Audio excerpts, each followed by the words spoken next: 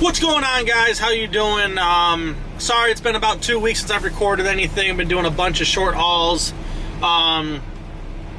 So really, more or less didn't have the time or ability to record any. Well, I had the ability, and I actually had the time. I just didn't have the energy to, which is kind of sad to say, because I mean, what's it take? 10 minutes or so for me to put this camera up and record something, and then another 15 or so minutes, not 15 or so minutes, about an hour to cut it all together, and then roughly about an hour to upload it. Which the uploading thing, I could do that when I'm sleeping. So yeah, I'm sorry, I just haven't done anything. Ran down to Columbia, South Carolina, and did a bunch of runs out of there. They got slammed with work and were behind, so I don't do much of the short haul stuff, but I ended up having to the end of the week before and last week. So that's where I was, and man, I really wanted to record some stuff because the loads are pretty cool. I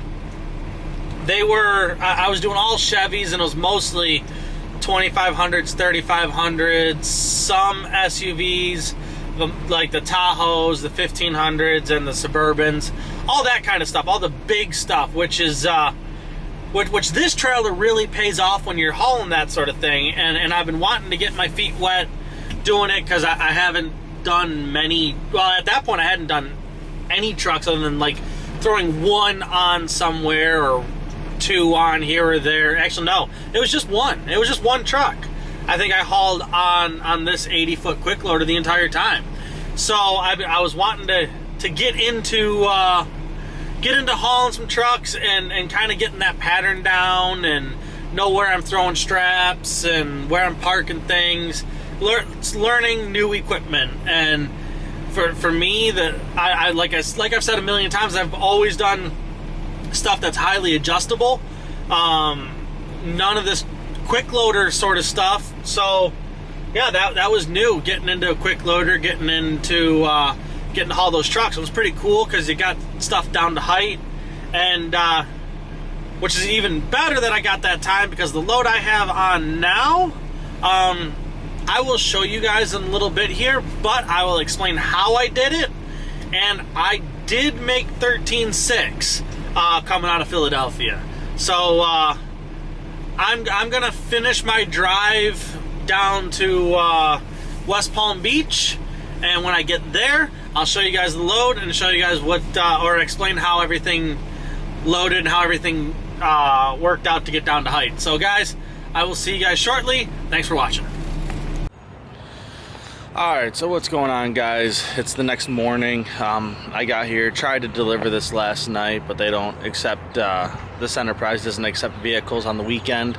But as you can tell, we are in the beautiful state of Florida, and it's actually pretty nice out this morning. This hoodie might be a little too warm to be wearing right this second. It's got to be about 75 right now. But I'm going to show you guys this load real quick. Let me focus that. Alright, so the load that we put on this time was 2 F-150s and 3 2500s. And the nice thing is, let me get back here real quick. The nice thing is, if we can see this, I got this whole load, that tree's in the way. Got the whole load down to 13.4, which is actually, was this truck. And then that was actually at 13.3, so I actually raised it up a little bit. This one obviously is really low.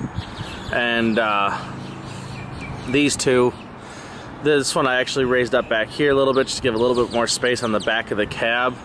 I think while I'm off today, because this is a Sunday, I'm waiting for tomorrow, I may unload this one, spin it around, put it, well, back it in, and try see if it comes down to height over that windshield and hood a little bit easier. I don't know yet. If I do, I'm going to record it for you guys so you guys can see it, but I'll show you where I messed up, or I will do it differently next time.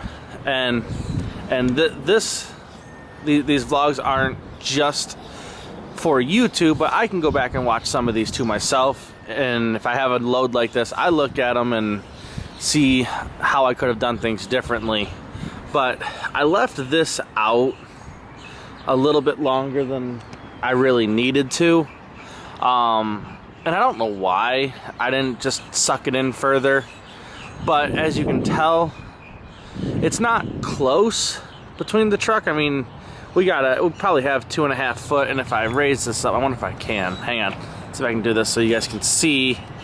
They're not even on the same height. So, if you guys can see the difference. I don't know if you guys could see the difference in the two there, but this is actually about 2 foot lower than the back of the cab here, which I did intentionally, because originally, I'll show you, I brought this down to right over the number 8, I don't know what you would actually call that, the dovetail of the truck, so I can meet the back of the head rack here to the front of the cab. I had this originally right down on top of this deck, so it was real low, but then the back bumper and the front of the deck here were actually pretty close, a lot closer than I like to run. Probably would have been fine, but I'd rather be safe than sorry, so I just raised it up a couple holes and didn't have to worry about it. But then back here, my drop pockets, I'll show you, dropped them all the way down into the bottom hole, and as you can tell, there's a good 5-6 inches of space right there, definitely more than the fist with a thumb. And back here, there's nothing major, obviously nothing behind this truck. One thing I did have to do is when I didn't pull in under this tree, because this tree is almost the same height as this truck. I pulled all the way forward over here, angled off, and then backed in to get under this tree, because there's another truck right here, which actually I'm going to walk down there and see if I can get out that direction. Otherwise, I mean, I can back up around the front of the truck and out, because that's the same way I pulled in. So if I pulled in this way, I can also back out that way. That's always kind of my theory. But yeah, this is the load that I have on, guys.